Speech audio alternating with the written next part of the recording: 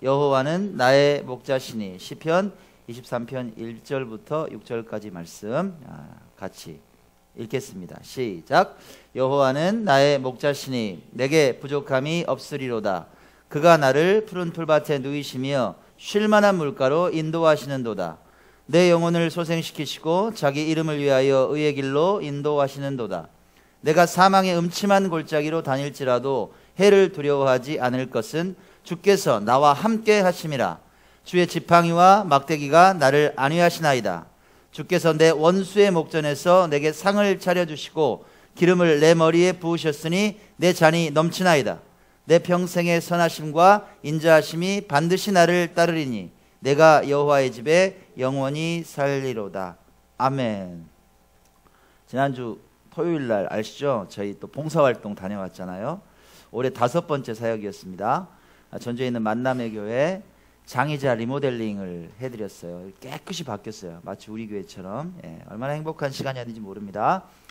한참 이렇게 공정을 하고 있을 때였어요. 거의 마무리 돼갔어요. 10시 반부터 시작했는데 그날 8시에 끝났으니까 한 6시쯤 됐나 봐요. 근데 한 자매님이 오시는 거예요. 그러더니 저요 내일 예배여서 특송해야 되는데 연습 좀 해도 될까요? 얼마든지 하시라고. 여기는 우리 교회가 아니라 자매님 교회입니다. 편안하게 쓰세요 그랬어요. 그랬더니 자매님께서 이제 BGM을 틀어놓고 MR을 틀어놓고 이렇게 연습을 하시더라고요. 잔잔하게 이제 음악이 흐르고 아름다운 목소리가 막 울려 퍼집니다. 목소리가 너무 그냥 감미롭고 좋은 거예요. 이제 우리 조집사님과 저는 막 작업하고 있었고 들었습니다. 그런데 그 클라이막스 부분 같아요. 한참 이제 찬양이 흐르는데 가사가 제 마음을 탁 때리는 거예요. 어떤 가사였냐면 여호와는 나의 목자시니 내게 부족함이 없으리로다. 이런 가사가 흘러요. 제 마음을 들킨 것 같았어요. 내가 부족한 게 없어서 반대였어요. 주님께서 제게 이렇게 속삭이시는 것 같아요. 내 종아, 너 왜 요즘 삶의 부족함을 느끼니? 이렇게 물어보시는 것 같았어요. 하나님 한 분 바라보고 살아가야 하는 목회자가 맞지만 요즘 삶의 여러 가지 정황 앞에서 마음이 막 공허해지고 외롭고 힘든 그런 순간이 있었어요. 하나님께서 그걸 정확히 보셨더라고요. 죄송합니다 주님. 그렇게 바로 회개했습니다. 근데 찬양은 흐르고 저는 은혜를 받고 갑자기 회개하는 그 동시에 그 시간에 갑자기 47년간의 그 삶이 그냥 순간 쫙 지나가는 거예요. 그동안에 제가 흘렸던 눈물과 아픔, 또 깊은 수렁과 같은 세월들, 고난의 터널, 이런 모든 세월이 목자 되신 하나님께서 인도하셨던 은혜의 시간이 분명하구나 하는 깨달음이 딱 오는 거예요. 그리고 그 무엇으로도 표현할 수 없는 만족과 기쁨이 막 차오르는 거예요. 아무것도 겁나는 게 없어요. 너무 평안한 거예요. 용기가 생겨요. 막 웃었어요. 너무 좋아서. 찬양을 들으면서 가사가 제 영혼을 두드리고 동시에 마음에 급반전이 일어난 거예요. 이런 경험은 아마 우리 집사님들 중에서, 형제 자매들 중에서 충분히 가능한 얘기입니다. 은혜를 느껴보신 분들은 아마 이해가 갈 거예요. 제가 큰 위로를 얻었던 찬양 가사의 뿌리는 어디입니까?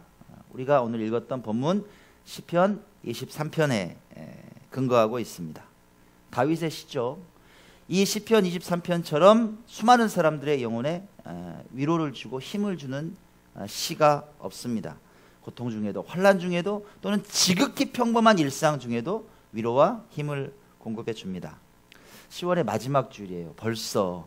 그리고 오늘 우린 제5의 기쁘고 즐거운 음악회를 준비하고 있습니다.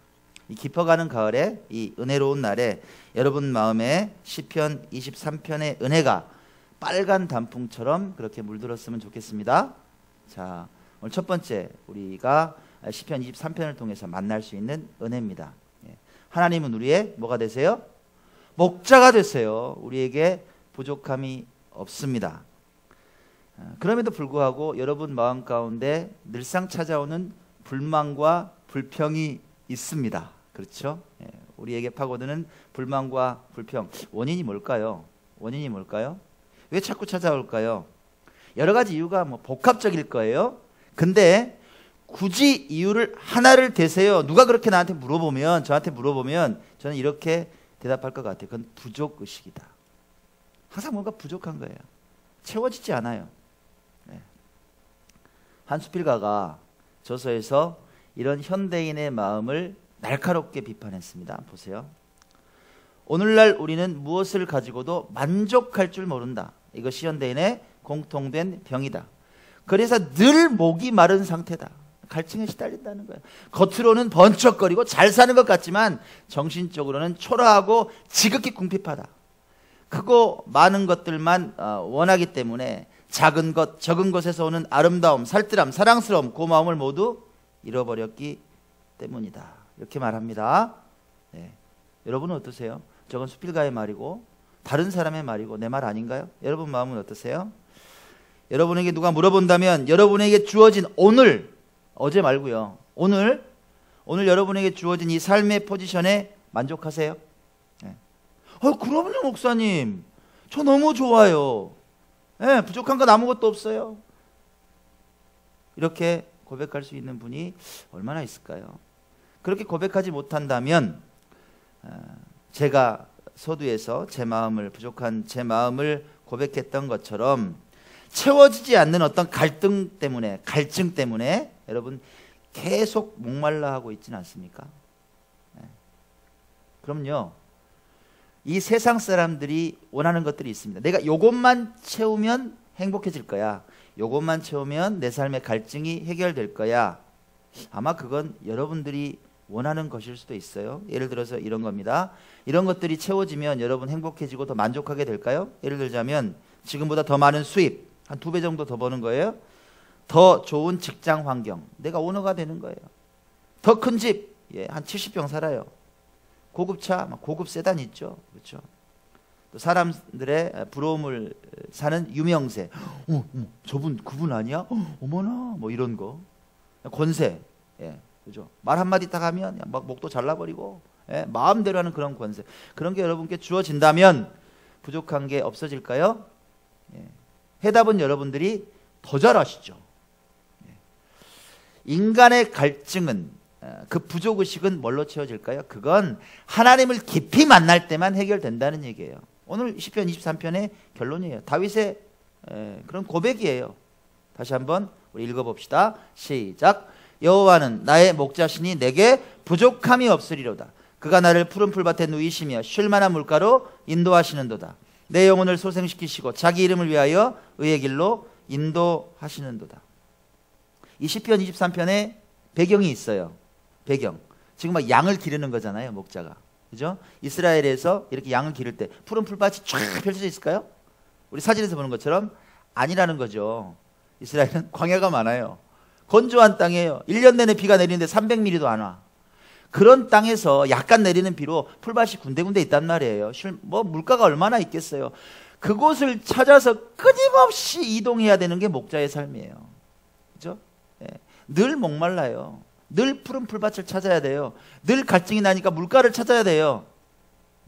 여러분 우리 인생 같지 않아요? 여러분 맨날 찾고 다녀요. 푸른 풀밭은 어디 있을까? 이 갈증을 해결할 수 있는 오아시스는 어디 있을까? 이 광야에서 자라나는 양이 있죠. 목자가 기르는 양. 양은 어떤 속성을 또 가졌어요? 양 한번 생각해 보세요. 어머 예뻐요 이런 말 말고, 양은요 지극히 연약해요. 방어할 수 있는 능력이 없어요. 발톱 있어요 없어요? 발톱은 있지만 날카롭지 않죠. 뭐 이가 날카롭습니까? 맹수가 다가오면 그냥 당하는 거예요. 그리고 이 양은 얼마나 눈이 나쁜지 근시해요. 자기 앞, 그냥 코앞밖에 못 보는 거예요. 멀리 못 봐요. 그러니까 길을 잘 잃어버려요. 그러니까 목자의 손길이 필요한 거예요. 겁이 얼마나 많은지요. 개가 조금만 짖어봐요. 놀래서 정신없이 그냥 앞에 가는 양 막 따라가기 바쁩니다. 양이 이래요. 양이 누구랑 닮았어요? 양이? 저는 저랑 닮았던데요. 생각해 보니까 딱 저던데요. 완전 문양이에요. 여러분 같지 않아요? 우린 살아가면서 멀리 내다보지 못할 때가 많습니다. 눈앞에 이익만 어쩜 그렇게 잘 보이는지, 그것만 뚜렷하게 보다가 잘 되면 좋은데 실패하는 경우가 많다는 거예요. 열심히 사는 것 같아요. 땀 흘리고 헉헉거리면서 우와 진짜 열심히 산 것 같아요. 근데 내가 똑바로 가고 있나 늘 헷갈려요. 맨날 헷갈려. 이 길이 맞나? 땀은 흘렸는데. 문제가 발생해요. 살다 보면 어떤 문제가 좀 다가오면 겁이 덜컥 납니다. 예? 저녁에 밤잠을 못 자요. 새벽 3시, 4시까지 막 뜬 눈으로 밤을 새고 이걸 어떻게 하나 막 고민하면서 그렇게 밤잠을 지새입니다. 주위에서 어떤 사람이 조금만 막 큰 소리 치고 야! 뭐 이렇게 큰 소리 치고 너 똑바로 해! 예? 뭐 겁나게 하는 사람들 있죠. 막 큰 소리 치고 너 막 정리해버릴 거야. 누가 겁주는 얘기 조금만 하면 그냥 겁이 덜컥 나가지고 막 벌벌 떨어요. 그리고 자기의 꿈도 버리고 도망가 버리고 신앙을 내팽개쳐 버리고 이런 사람들을 많이 만납니다. 자, 결론이 뭐예요? 양은 절대 혼자 해결 안 된다는 거예요. 혼자 떨어져 있으면 결론은 쉬워요. 죽어요, 여러분. 양은 길을 잃어서 굶어 죽든지 아니면 들짐승에게 잡혀서 죽든지 죽어요. 양은 목자의 인도를 받아야 삽니다. 우린 하나님의 인도를 받아야 산다는 얘기예요. 나 혼자 못 살아요, 여러분. 그 하나님께서 양을 잘 알아요. 하나님께서 누구를 잘 알아요? 여러분을 잘 아신다고요. 여러분 스스로도 모르는 여러분을 하나님은 잘 아세요. 왜? 만드셨으니까. 그 하나님께서 푸른 풀밭이 어딘지, 쉴 만한 물가가 어딘지 아신다는 얘기예요. 오늘 시인의 시처럼 하나님께서 여러분에게 푸른 풀밭으로 쉴 만한 물가를 주시고 여러분의 영혼을 소생시킨단 말이에요. 영혼의 소생. 영혼을 소생시키세요. 행복하게 만드세요. 당신의 이름을 위해서 우리를 의의 길을 걸어가게 만들, 성화의 길을 가게 만드신단 말이에요. 목자 되신 하나님께서. 그렇게 하나님의 인도를 받다 보면 우리의 가치관이 바뀌어요. 어떻게 바뀌어요?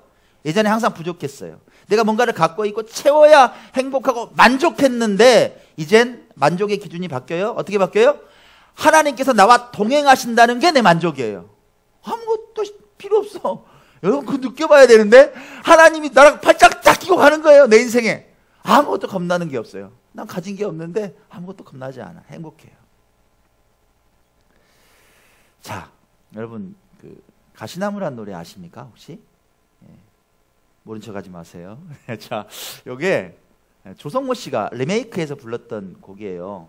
예, 그 한 150만 장 나갔습니다. 대단한 노래예요. 유명한 유행가인 줄 알거든요. 근데 여기에 CCM이에요. 신앙 고백입니다. 신앙 고백이에요. 조성모 씨의 신앙 고백은 아니지만 원작자의 신앙 고백이에요. 여기에 당신이란 가사가 나오는데 그 당신은 예수 그리스도를 은유적으로 표현한 겁니다. 아마 제 기억에는 그 딜레이 줄 수 있으면 좀 에코 한번 주세요. 제 기억에는 아마 이렇게 시작할 거예요. 내 속엔 내가 너무도 많아 당신의 쉴 곳 없네 내 속엔 헛된 바램들로만 당신의 편할 곳 없네. 감사합니다. 자, 셋째 줄, 넷째 줄 가사가 이렇게 이어져요. 내 속엔 내가 어쩔 수 없는 어둠, 당신의 쉴 자리를 뺏고 내 속엔 내가 이길 수 없는 슬픔, 무성한 가시나무 숲 같네. 누가 이 노래를 만들었냐면 시인과 촌장이라고 활동을 했던 하덕규 목사님이세요. 지금 목사님이 되셨어요. 예전에 아주 유명한 뮤지션이었죠. 예, 대단한 가수였습니다. 그 인기 정상을 구가했어요. 꼭대기까지 올라간 거예요. 탑 가수가 됐어요. 히트를 쳤어요. 근데 그는 정상에 올라가니까 두려워요. 왜? 인기가 떨어질까 봐. 정용돈 씨가 왜 떨었어요? 무한도전 가서 1등 개그맨이 됐는데 내가 이 인기에서 떨어지면 어떡해? 유재석이보다 못하면 어떡해? 이렇게 되는 거예요. 이 하덕규 목사도 공황장애에 시달렸습니다. 이걸 이기려고 날마다 폭음을 하는 거예요. 막 술에 묻혀서 살아요. 그러다 보니까 해결돼요. 우울증이 막 더 심해지는 거예요. 방법이 없으니까 대마초에 손을 댔어요. 그래도 만족을 못해요. 마약에 손을 댔어요. 인생이 완전히 밑바닥으로 떨어지는 거예요. 그때 누나가 찾아왔어요. 덕규야, 덕규야, 너 이렇게 살면 안 되잖아. 왜 그래, 왜 그래? 누나랑 교회 가자. 누나랑 교회 가자. 손을 붙들고 그를 교회로 인도했습니다. 다행히 그는 거기서 뜨겁게 예수님을 만났어요. 그 놀라운 은혜를 받고 모든 마음의 짐이 내려놓고 은혜를 받고 만든 노래가 바로 가시나무예요. 그 노래를 여러분 10분 만에 만들었대요. 하나님께서 영감을 주시면 그렇습니다. 이 하덕규 목사님께서 이렇게 고백을 하셨어요. 자, 봅시다. 욕심과 욕망이 가득했던 나, 쉼을 얻지 못해서 지치고 피곤한 나, 깨진 영혼의 날카로운 가시 때문에 누구도 다가올 수 없게 했던 나, 사랑하는 사람들에게 상처만 주어서 돌아서게 했던 나, 어둠과 슬픔, 우울함이 가득한 가시나무 숲속 한가운데 있는 나에게 주님이 찾아오셨습니다.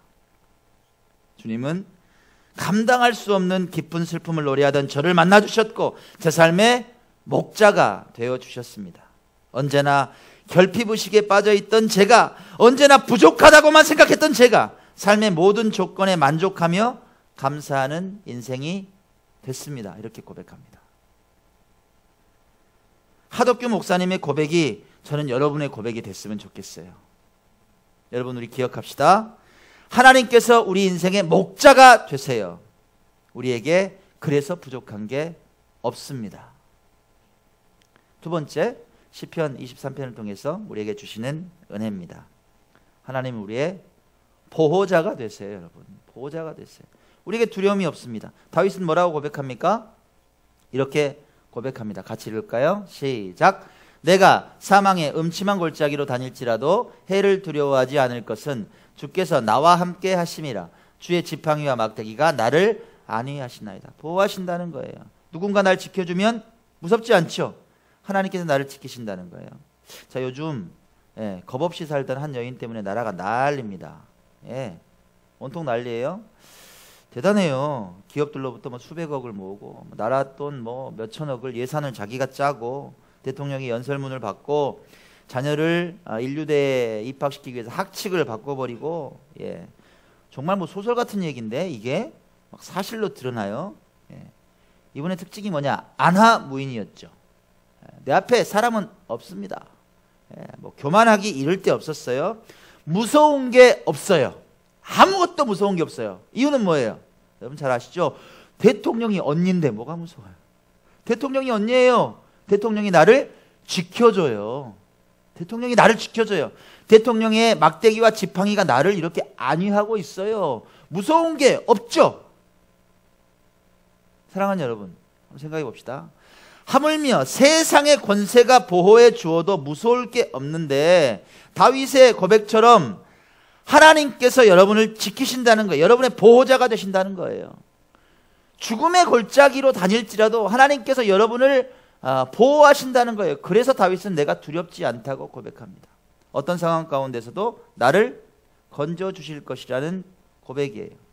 그 위대하신 하나님을 사무엘의 어머니 한나가 이렇게 고백합니다. 여러분, 하나님이 어떤 분이십니까? 하나님은 이런 분이시죠. 여호와는 죽이기도 하시고 살리기도 하시며 음부에 내리기도 하시고 올리기도 하시는도다. 여호와는 가난하게도 하시고 부하게도 하시며 낮추기도 하시고 높이기도 하시는도다. 가난한 자를 진토에서 일으키시며 빈핍한 자를 거름더미에서 드사 귀족들과 함께 앉게 하시며 영광의 위를 차지하게 하시는도다. 땅의 기둥들은 여호와의 것이라. 여호와께서 세계를 그 위에 세우셨도다. 그가 하나님께서 그 거룩한 자들의 발을 지키실 것이요, 그가 하나님께서 여러분의 발을 지키신단 말이에요. 약속하셨어요. 하나님께 붙잡혀서 거룩한 길을 가고자 하는 여러분의 인생을 지키신다고 약속하십니다.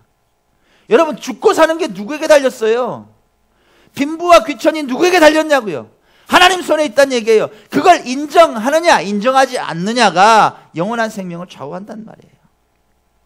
사랑하는 여러분, 두려워하지 맙시다. 여러분 고백하세요. 주님의 지팡이와 막대기가 나를 보호하십니다. 내가 두려워하지 않을 것입니다. 매일 이런 고백을 올려드리는 여러분 되시기 바랍니다. 최고의 테너라는 찬사를 받는 유명한 뮤지션이 있습니다. 누구냐면 정태성 씨란 테너예요. 지금 이탈리아에서 활동합니다. 어린 시절에 음악을 너무 좋아했던 거예요. 나 음악 할래요. 누가 반대할까요? 아버지가. 법대 가야지. 음악 같은 소리 하고 있네. 아빠하고 계속 싸우는 거예요. 나 음악 할래요. 나 법대 가야지. 나 공부 안 해. 공부를 그냥 때려치웠어요. 그리고 싸움을 잘하네. 어렸을 때부터 막 싸움하고 다니는 거예요. 그리고 뭐 이제 패싸움이 났다 그러면 일본으로 가는 거예요. 내가 다 정리할게. 어느 날도 패싸움이 붙었다 소문을 듣고 좀만 기다려. 나가는 거예요. 근데 어디서 찬양 소리가 들려요. 음악을 워낙 좋아하니까 그 소리에 이끌려서 따라가서 교회였어요. 박종호 선교사님이 찬양 집회를 하고 있었어요. 은혜를 받은 거예요. 예수를 믿게 됐어요. 꿈을 가졌어요. 대학을 중퇴했습니다. 그리고 본격적으로 음악 공부를 위해서 이탈리아로 유학을 간 거예요. 아버님이 괜찮았거든요. 근데 가자마자 위기가 닥칩니다. 아버지 사업이 쩔딱 망했어요. 아버지 사업이 쩔딱 망했어요. 그러면 누구에게 타격이 와요? 아들에게 오죠. 이탈리아로 유학을 갔는데 돈 한 푼이 안 오는 거예요. 그날부터 좀 격하게 말하면 정말 거지 같은 인생이 된 거예요. 아내와 갓난아기까지 있는데 뭐 돈 나오는 데가 없어요. 그 후로부터 약 3년 동안 거의 굶어가면서 생활을 하게 됐어요. 공부하는 게 어디 있어요? 레슨비가 없는데 뭐 아르바이트 하느라고 바쁘고 그렇게 비참하게 살게 됐어요. 고통의 끝자락까지 떨어졌어요. 그가 결국 그 상태에서 무릎을 꿇습니다. 기도의 자리로 나가요. 그는 울음을 넘어서 절규하면서 기도했다고 그렇게 고백합니다. 그는 그렇게 기도했대요. 하나님, 저 버리신 거 맞죠? 여러분 그런 기도 해보셨어요? 저는 해봤는데 하나님, 저 버리신 것 같아요. 나는 왜 이렇게 하는 일마다 안 돼요? 왜 제가 이렇게 비참한 자리에 떨어져야 돼요? 하나님, 저 버리신 거 맞죠? 그렇게 울면서 기도했대요. 이 정태성 씨가. 바로 그때 천둥 같은 소리가 들렸대요. 태성아, 태성아, 너는 내가 가르친다. 너는 내가 가르친다. 분명한 음성으로 너는 내가 가르친다. 그는 하나님의 음성을 듣고 대성통곡했답니다. 대성통곡했대요. 하나님께서 나를 보고 계셨구나. 그날부터 기적이 일어나는 거예요. 아르바이트생에 불과했던 그를 이탈리아 유명한 성악가가 주목하는 거예요. 목소리가 너무 좋다고. 내가 무료로 가르쳐 줄 테니까 날마다 오라고. 그를 몇 달 동안 집중적으로 트레이닝 시킵니다. 그리고 콩쿨 대회가 있으니까 나가보라고 떠밀었대요. 그는 덜컥 콩쿨 대회에 나갑니다. 거기서 1등을 해요. 이탈리아에서 주목합니다. 그는 2006년에 이태리 베르가모 극장에 정식 데뷔했습니다. 이후에 아이다 투란도트 같은 유명한 오페라의 주역으로 활동하게 됩니다. 세계적인 성악가가 돼요. 현재 이탈리아 매니지먼트 소속으로 활동하고 있습니다. 자기처럼 어려운 청소년들이 공부하고 싶다, 음악 공부하고 싶다, 무료로 레슨을 하는 사람이 됐어요. 세계 어디든 하나님을 찬양하는 자리는 뛰어갑니다. 그가 이렇게 고백합니다. 남모르는 아픔을 가진 사람들이 있어요. 그러나 어떤 상황이더라도 여러분이 비참한 자리에 빠져 있더라도 실망하지 않을 것은 하나님께서 결코 우리를 버리시지 않기 때문입니다. 늘 함께 하시고 붙들어 주신다는 사실을 잊지 마세요. 믿음으로 그분 사랑 안에 거하셨으면 좋겠습니다. 하나님께서 우리를 얼마나 사랑하시는지 여러분 아셨으면 좋겠어요. 이렇게 고백합니다. 사랑하는 여러분, 하나님께서 우리의 보호자가 되십니다. 우리 두려워하지 맙시다. 오늘 말씀의 결론을 맺습니다.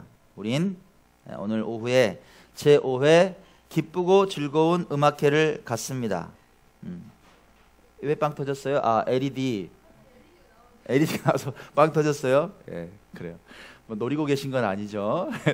유종희 집사님께서 아니 사람은 자기가 원했던 게 눈앞에 딱 보이면 자기도 모르게 리액션이 나와요. 예, 그래요. 30인치 TV는 뒤편에 지금 보관되어 있습니다. 예, 그래요. 자, 이 작은 교회를 여기까지 인도하셨어요. 여러분 기적입니다, 정말. 왜 기적이라는 줄 아세요? 그제 페이스북 우리 친구 하시는 목사님하고 이렇게 글을 좀 나누는데요.